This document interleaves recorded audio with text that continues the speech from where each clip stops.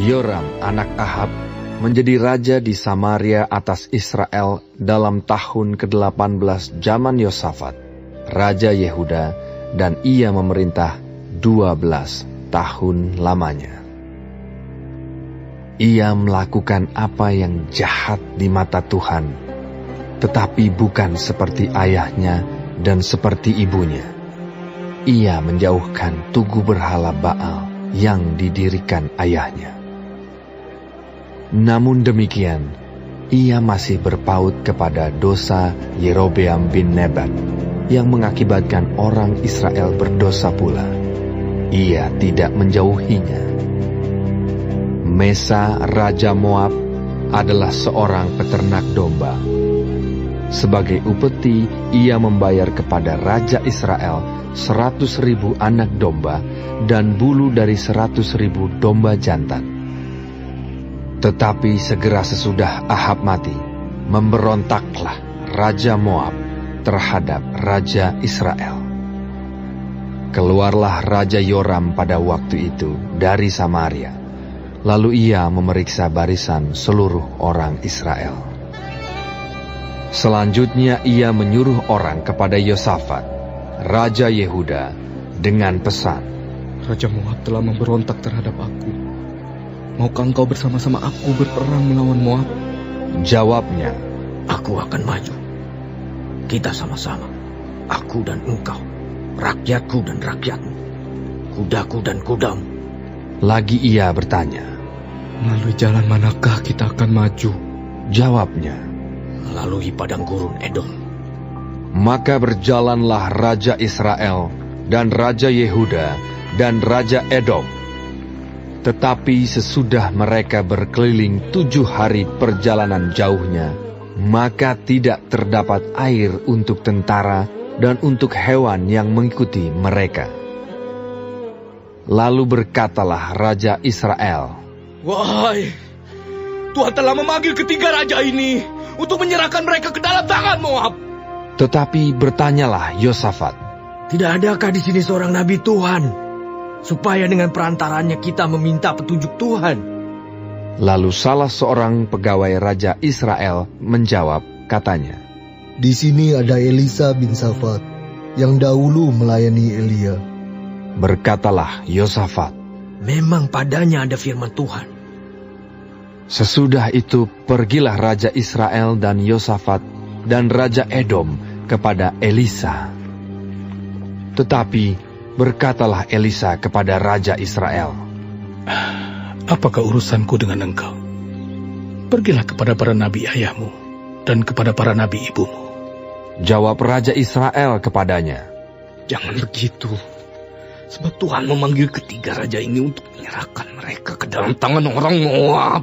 Berkatalah Elisa, Demi Tuhan semesta alam yang hidup, yang di hadapannya aku menjadi pelayan. Jika tidak karena Yosafat, Raja Yehuda, maka sesungguhnya aku ini tidak akan memandang dan melihat kepadamu. Maka sekarang, jemputlah bagiku seorang pemetik kecapi. pada waktu pemetik kecapi itu bermain kecapi, maka kekuasaan Tuhan meliputi dia. Kemudian berkatalah ia, Beginilah firman Tuhan. Biarlah di lembah ini dibuat parit-parit. Sebab beginilah firman Tuhan. Kamu tidak akan mendapat angin dan hujan, namun lembah ini akan penuh dengan air, sehingga kamu serta ternak sembelihan dan hewan pengangkut dapat minum. Dan itu pun adalah perkara ringan di mata Tuhan. Juga orang Moab akan diserahkannya ke dalam tanganmu. Kamu akan memusnahkan segala kota yang berkubu dan segala kota pilihan. Kamu akan menumbangkan segala pohon yang baik. Kamu akan menutup segala mata air. Dan kamu akan merusakkan segala ladang yang baik dengan batu-batu. Keesokan harinya, ketika orang mempersembahkan korban, datanglah dengan tiba-tiba air dari arah Edom, lalu penuhlah negeri itu dengan air. Ketika didengar seluruh orang Moab bahwa ketiga raja itu telah maju memerangi mereka, maka dikerahkanlah semua orang yang masih sanggup menyandang pedang, bahkan orang-orang yang lebih tua juga. Kemudian mereka ditempatkan di tepi perbatasan. Keesokan harinya pagi-pagi, ketika matahari bersinar atas permukaan air itu, tampaklah kepada orang Moab itu bahwa air di sebelah depannya merah seperti darah. Lalu berserulah mereka, "Itu darah! Tentulah raja-raja itu telah berbunuh-bunuhan, yang seorang membunuh yang lain. Maka sekarang, marilah menjarah, hai orang-orang Moab!" Tetapi ketika mereka sampai ke perkemahan orang Israel, maka bangkitlah orang Israel itu, lalu memukul orang-orang Moab sehingga mereka lari dari situ. Dan makin jauhlah mereka menerobos ke dalam Moab, sambil menewaskan orang-orang Moab itu. Mereka meruntuhkan kota-kota dan menutupi setiap ladang yang baik dengan batu, karena setiap orang melemparkan batu ke atasnya. Mereka menutup segala mata air dan menumbangkan segala pohon yang baik, sampai hanya Kir Hareset saja yang ditinggalkan. Tetapi kota ini ditembaki oleh orang-orang pengumban dari segala penjuru. Ketika Raja Moab melihat bahwa peperangan itu terlalu berat baginya, diambilnyalah 700 orang pemegang pedang bersama-sama dia untuk menerobos ke jurusan Raja Edom, tetapi tidak berhasil. Kemudian ia mengambil anaknya yang sulung, yang akan menjadi raja menggantikan dia, lalu mempersembahkannya sebagai korban bakaran di atas pagar tembok. Tetapi kegusaran besar menimpa orang Israel, sehingga mereka berangkat meninggalkan dia dan pulang ke negeri mereka.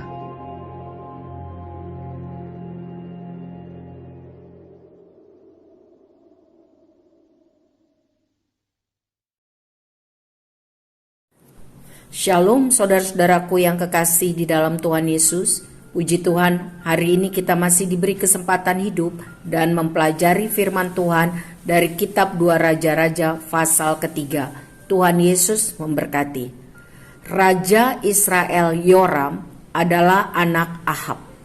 Dia menyembah patung lembu emas di Betel dan di Dan, persis kelakuan berdosa Yerobeam bin Nebat.